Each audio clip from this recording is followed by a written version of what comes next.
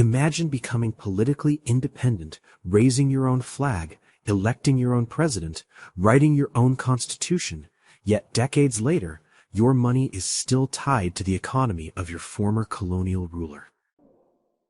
Sounds unbelievable. Yet today, millions of people across Africa wake up every morning, buy breakfast, pay school fees, receive salaries, and build businesses using a currency whose story began during colonial rule nearly 80 years ago. Some call it the world's most successful monetary union. Others call it the last surviving instrument of colonial control. So, does France still control parts of Africa? Or is the truth far more complicated? Today, 14 African countries continue to use currencies collectively known as the CFA Franc. Although commonly spoken of as a single currency, there are actually two closely related CFA currencies, one used across much of West Africa and another across Central Africa. Both are linked to the euro through monetary cooperation agreements with France, though the institutional arrangements differ between the two regions. Supporters argue the arrangement has delivered decades of low inflation, stable exchange rates, and confidence for international trade. Critics argue it has constrained monetary sovereignty and preserved aspects of France's post-colonial influence. Few monetary systems have generated such passionate debate. To understand why, we must travel back not just to African independence, but to the closing days of the Second World War.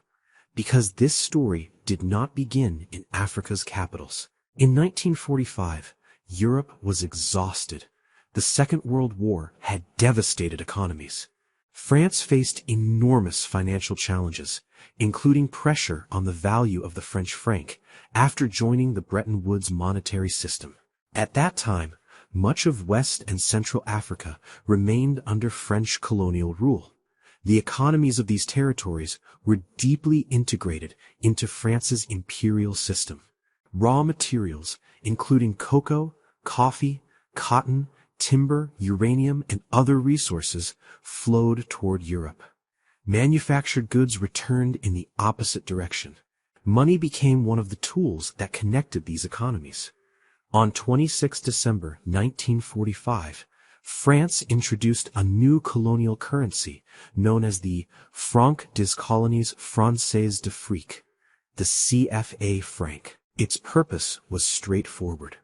It insulated France's African colonies from the devaluation of the French franc while keeping them within a common monetary framework. From Paris, officials argued this created financial stability. But from the perspective of many later African critics, it also reinforced colonial economic dependence.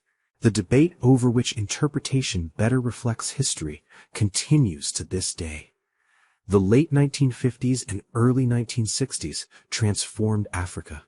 One after another, French colonies gained political independence. To many observers, independence suggested a complete break with colonial institutions. But money proved more complicated. Several newly independent governments chose to remain within monetary cooperation agreements with France, while others, such as Guinea soon after independence, and later Mauritania and Madagascar, left the CFA system and introduced their own currencies. For countries that remained, the arrangements evolved. The colonial name was changed. In West Africa, CFA came to stand for Communauté Financière Africaine. In Central Africa, it became Coopération Financière en Afrique Centrale. Although the initials remained the same, the institutional framework was revised through new agreements after independence. Supporters believed the system would reduce monetary instability, encourage regional trade, and reassure investors. Critics saw something different. They argued that political independence had arrived, but economic independence remained unfinished. This tension would shape debates for generations. At the heart of the CFA franc system are several principles that have defined the arrangement for decades. First, the currencies have been pegged at a fixed exchange rate originally to the French franc and, since 1999, to the euro. France guarantees their convertibility under monetary cooperation agreements. Second, member states share regional central banks rather than maintaining separate national currencies. Third, for many years, participating central banks were required to hold a significant share of their foreign exchange reserves in so-called operations accounts at the French Treasury. For the West African Monetary Union, that reserve deposit requirement was removed as part of reforms announced in 2019 and implemented through subsequent agreements. The Central African arrangement has not undergone the same reform. Supporters argue these features have contributed to relatively low inflation, currency stability, and easier trade within the CFA zone. Critics respond that the fixed exchange rate limits monetary flexibility, ties participating economies to decisions influenced by the euro area, and symbolizes an incomplete break from colonial structures. Both perspectives have shaped one of Africa's longest-running economic debates. And then, everything changed. Because in 1994, an overnight decision would shake millions of lives. We uncovered how a currency created during French colonial rule survived long after independence. To its supporters, the CFA franc represented stability. To its critics, it represented unfinished sovereignty. But for millions of ordinary Africans, this debate was no longer theoretical. In 1994, for nearly half a century, the CFA franc's exchange rate had remained unchanged. But by the early 1990s, the system was under immense strain. Many member countries were experiencing weak export earnings, mounting debt, declining commodity prices, and slowing economic growth. International institutions, including the International Monetary Fund and the World Bank, argued that the currency had become overvalued, making exports less competitive and economic recovery more difficult. On 12 January 1994, leaders from the CFA franc countries, together with France and international financial institutions, agreed to devalue the currency by 50%. Overnight, one French franc no longer bought 50 CFA francs. It bought 100. For economists, the move was intended to restore competitiveness. For millions of families, however, the effects were immediate. Imported goods, from fuel and medicine to machinery and household products, became far more expensive. Savings lost purchasing power. Businesses that depended on imports faced rising costs. Yet exporters of products such as cocoa, coffee, and cotton became more competitive in international markets. The devaluation remains one of the most controversial economic decisions in post-colonial African history. Its supporters argue it helped revive exports and stabilize economies over time. Its critics say ordinary citizens bore the greatest burden. The question remains, who truly benefited? Few currencies inspire debates as passionate as the CFA franc. Supporters point to several measurable outcomes. Compared with many neighboring countries, inflation in CFA franc member states has often remained relatively low. A stable exchange rate has reduced currency volatility. Businesses engaged in international trade have generally faced lower exchange rate risk. Supporters also argue that these factors encourage long-term investment and regional economic integration. But critics ask a different question. Is stability enough if a country cannot fully control its own monetary policy? Many economists argue that nations should have the flexibility to adjust interest rates or exchange rates in response to local economic conditions. Others counter that such flexibility can also lead to inflation, currency crises, or political interference if institutions are weak. This is not simply a debate between France and Africa. It is also a debate among Africans themselves. Presidents, central bankers, academics, entrepreneurs, and civil society groups have taken different positions over the decades. Some have defended the system, others have campaigned for its replacement. There is no single African view, and that diversity of opinion is essential to understanding the story. By the early 21st century, calls for reform had grown louder. A new generation of Africans began questioning institutions inherited from the colonial era, not only the CFA Franc, but broader questions of political and economic sovereignty. Economists proposed alternatives. Some advocated maintaining the currency while reforming its governance. Others argued for entirely new national currencies. Still others supported creating a broader regional currency to strengthen economic integration in West Africa. One proposal attracted global attention. It was called the ECO. Originally envisioned by the Economic Community of West African States, WU, the ECO aimed to become a common currency for a wider group of West African countries, extending beyond the existing CFA Franc zone. In 2019, France and Côte d'Ivoire announced reforms to the West African CFA Franc arrangement. These included ending the requirement that the regional central bank keep part of its foreign exchange reserves in an operations account at the French Treasury, and removing French representatives from certain governance bodies. Supporters described these reforms as a significant step toward greater autonomy. Critics argued they did not fundamentally change the currency's peg to the euro or France's convertibility guarantee. The debate, once again, was far from settled. Money is never just money. It reflects trust, power, institutions, and history. The CFA Franc debate is not only about exchange rates or central banking. It is about how former colonies define economic independence in an interconnected world. Can stability coexist with full monetary sovereignty? Can regional integration succeed without external guarantees?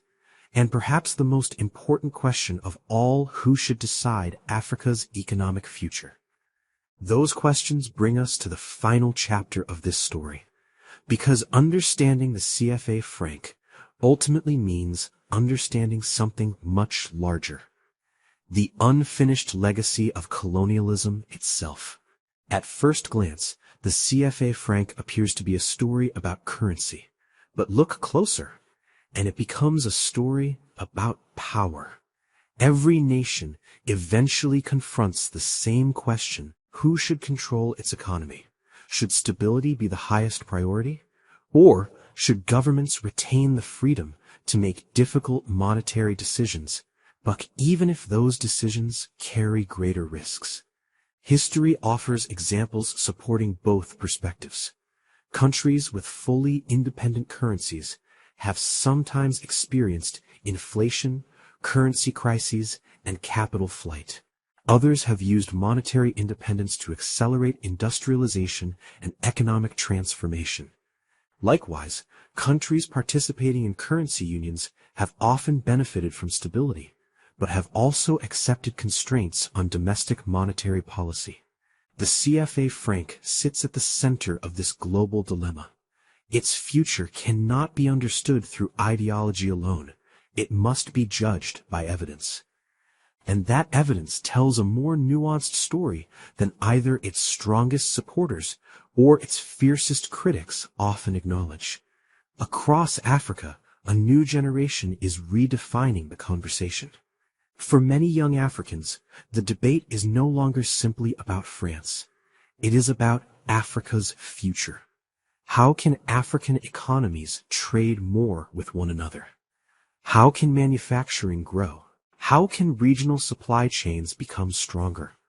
How can African currencies support industrialization rather than merely facilitate the export of raw materials? These questions have gained urgency with initiatives such as the African Continental Free Trade Area, which aims to create the world's largest free trade area by the number of participating countries. If successful, it could reshape how African economies cooperate, produce, and trade. Whether that future includes the CFA Franc, a reformed monetary system, the proposed eco, or another model altogether remains uncertain. What is increasingly clear is that Africa's economic future will be shaped less by inherited institutions than by the choices its own leaders and citizens make today. The CFA franc is one of the longest-lasting monetary systems created during the colonial era. That much is beyond dispute. Its origins lie in France's colonial administration. Its institutions evolved after African independence. Its rules have been reformed over time. Its future remains uncertain. Throughout this documentary, one thing should be clear. History rarely divides neatly into heroes and villains. France undeniably exercised extensive political and economic influence over its former colonies during the colonial period and in the decades that followed. At the same time, independent African governments made different choices regarding whether to remain within, reform, or leave the CFA franc system. Some concluded that the benefits of monetary stability outweighed the costs. Others decided otherwise. Understanding those choices requires more than slogans. It requires historical context, economic evidence, and the humility to recognize complexity. The question, then, is not simply whether France still controls parts of Africa. The better question is, how should economic partnerships evolve in the 21st century to reflect equality, sovereignty, and mutual benefit? For centuries, Africa has been described through the eyes of others. Its stories have too often been reduced to conflict, poverty, or colonialism. Yet the history of the CFA franc reminds us that Africa's story is neither simple nor finished. It is a story of empire, of independence, of cooperation, of disagreement, and above all of people striving to shape their own future. The debate over the CFA franc will continue. Economists will disagree. Politicians will argue. New reforms may emerge, but one truth remains. The future of Africa will not be written by the ghosts of colonialism alone. It will be written by the decisions Africans make today. And perhaps that is the greatest lesson of all. History is not merely about understanding the past. It is about recognizing the power to shape what comes next. If this documentary challenged what you thought you knew, help us bring more untold African stories to the world. Subscribe to the African Lens Tales for deeply researched documentaries that uncover Africa's forgotten histories, remarkable civilizations, and the forces shaping the continent today. If you found this story valuable, give it a like, share it with someone who loves history, and tell us in the comments. Do you think the CFA franc has been more beneficial or more limiting for its member countries, and why? And if you enjoyed this documentary, watch our next investigation, How France Built, Not and Lost Its African Empire. Because every untold story brings us one step closer to understanding the real Africa. Thank you for watching the African Lens Tales. Subscribe and join us as we uncover the people, ideas, discoveries, and moments shaping our world. The African Lens Tales, discovering the extraordinary in our world.